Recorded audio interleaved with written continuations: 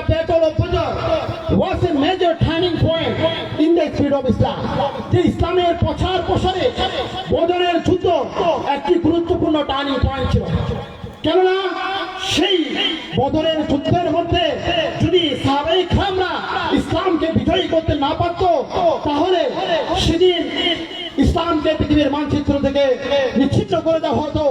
যেহেতু সাহাবায়ে কেরামরা সেদিন বিজয়ী অর্জন করতে পেরেছিল, বিজয়ী হয়েছিল, সেজন্য এরপর থেকে ইসলামের একের পরে প্রচার প্রসার হতে শুরু করেছিল এবং ইসলাম সারা বিশ্বের মধ্যে ছড়িয়ে পড়েছিল। তো ওই বদরের যুদ্ধের মধ্যে কুফাররা তো একদম শোষণীয়ভাবে পরাজিত হয়েছে এবং সেই শোষণীয়ভাবে পরাজিত হওয়ার পরাজয়ের প্রতিশোধ নেওয়ার জন্য এরপরের বছর কাফেররা আরো শক্তি পাওয়ারফুল করে ৩,০০০ সৈন্যবাহিনী নিয়ে আবার মুসলমানদেরকে আক্রমণ করার জন্য এসেছিল। তখন সাহাবায়ে কেরামদের সংখ্যা ছিল ১,০০০। রাসূল করিম সাল্লাল্লাহু আলাইহি ওয়াসাল্লাম এই উহুদের যুদ্ধের মধ্যে এই ১,০০০ সৈন্য নিয়ে কুফার ৩,০০০ কুফার বাহিনীর মোকাবেলা করে ইসলামকে বিজয় শক্তি হিসেবে প্রতিষ্ঠা করেছিল। এভাবে কাফেররা তখন থেকে মানে একের পর এক যুদ্ধের মাধ্যমে ইসলামকে পরাজিত করে পৃথিবীর মানচিত্র থেকে নিশ্চিহ্ন করতে চেয়েছিল, কিন্তু পারেনি।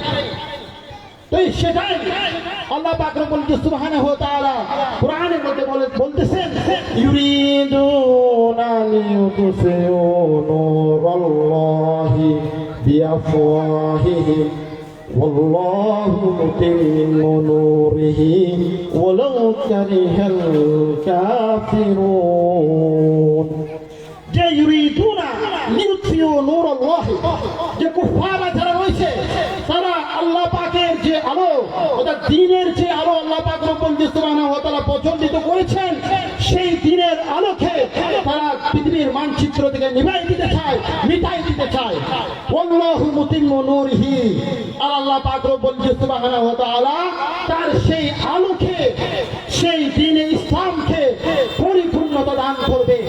ওয়ালাউ কারিহাল Kafirun, although the disbeliever dislike that, যদিও বা অবিশ্বাসীরা কুফাররা এটাকে অপছন্দ করে, কোনো সমস্যা নাই, আল্লাহ পাক রব্বুল সুবহানাহু ওয়া তাআলা সেটাকে প্রতিষ্ঠিত করবে।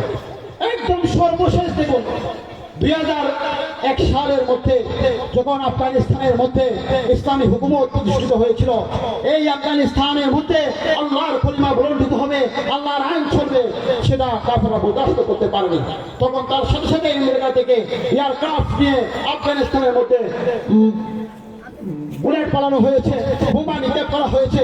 আফগানিস্তান থেকে ইসলামকে দুঃসাহ করতে চেয়েছিল, আফগানিস্তান থেকে ইসলামকে মিটিয়ে দিতে চেয়েছিল, কিন্তু আল্লাহু মুতিম্মু নূরিহি, কিন্তু শেষ পর্যন্ত ২০২১ সালের মধ্যে এসে আল্লাহ পাক রব্বুল সুবহানাহু ওয়া তাআলা সে আফগানের মাটির মধ্যে ইসলামকে আবার পরিপূর্ণতা দান করেছেন, ইসলামী হুকুমতকে ফিরিয়ে এনেছেন। ঠিক না? চিল্লায় বলেন নারে তাকবীর, আল্লাহু আকবার, আল্লাহু আকবার, নারে তাকবীর, দিন ইসলাম জিন্দাবাদ জিন্দাবাদ, আল্লাহু আকবার, নারে তাকবীর।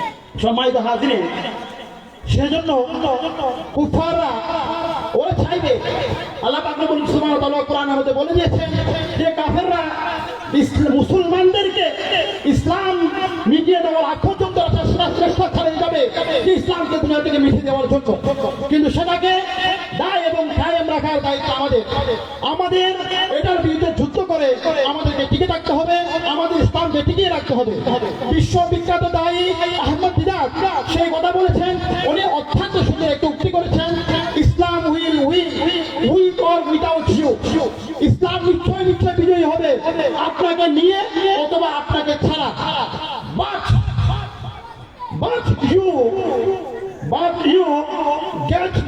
But you get lost or lost without Islam. But ইসলাম ছাড়া আপনি হয়তো হারিয়ে যাবেন, নয়তো হেরে যাবেন। মানে ইসলাম বিজয়ী হবে, হয়তো আপনি যদি চেষ্টা করেন তাহলে ইসলামের সাথে, ইসলামের জন্য যদি আপনি চেষ্টা করেন তাহলে ইসলামের সাথে সাথে আপনিও বিজয়ী হয়ে যাবেন। আর যদি আপনি চেষ্টা না করেন তাহলে ইসলাম বিজয়ী হয়ে যাবে, কেউ ইসলামের বিজয়কে ঠেকাতে পারবেন না, কিন্তু আপনি হেরে যাবেন। সেজন্য আপনি নিজে বিজয়ী হওয়ার জন্য ইসলামের পক্ষে আমাকে অটল থাকতে হবে, মজবুত